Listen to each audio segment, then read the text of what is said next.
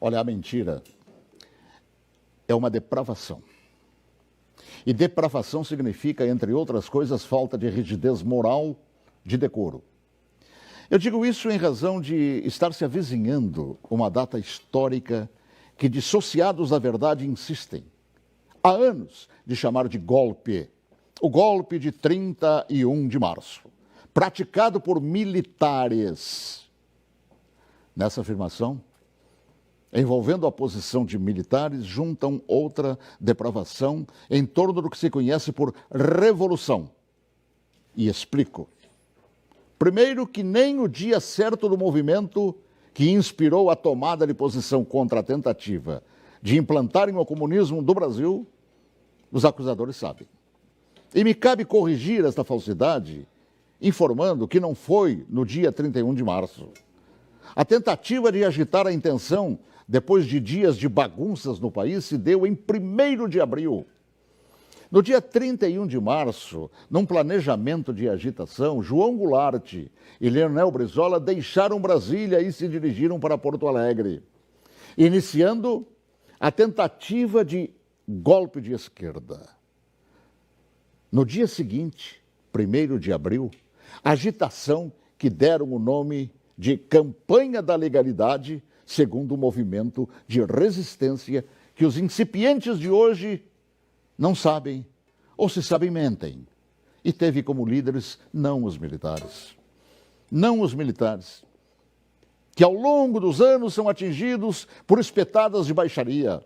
A liderança daquele movimento revolucionário pertenceu a civis que inspiraram o povo brasileiro a sair às ruas aos milhares em todas as capitais, em passeatas que ficaram conhecidas como Marcha da Família com Deus pela Liberdade. E os civis que promoveram e lideraram a revolução foram os governadores, civis, repito, do Paraná, Ney Braga, de Minas Gerais, Magalhães Pinto, da então Guanabara, Carlos Lacerda, do Rio Grande do Sul, Hildo Menegante, de São Paulo, Adhemar de Barros, de Santa Catarina, Celso Ramos, além dos jornalistas Roberto Marinho, do Globo, e Assis Chateaubriand, dos diários e emissoras associados, esta última empresa para a qual eu trabalhava.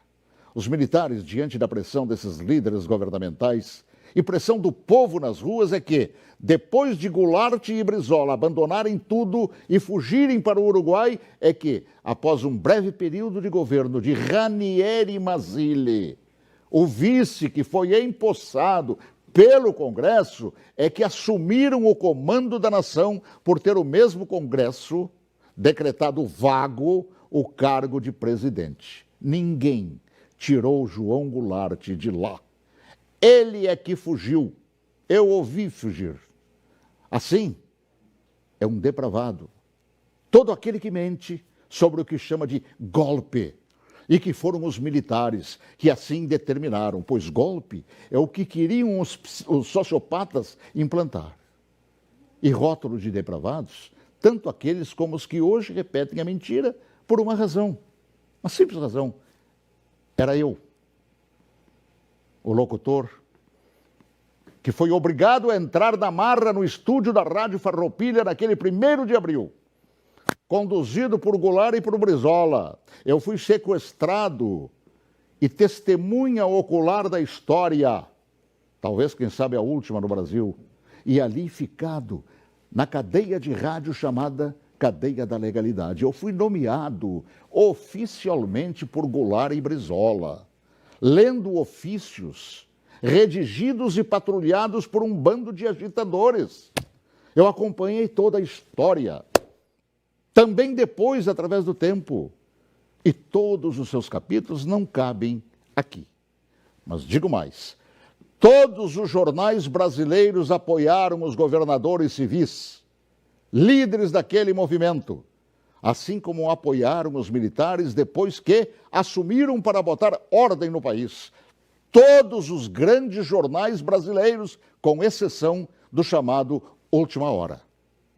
E os militares, após assumirem e resgatarem a ordem atropelada pelo comunismo, transformaram o Brasil Naquela época da 49ª economia do mundo, na 8ª economia do mundo.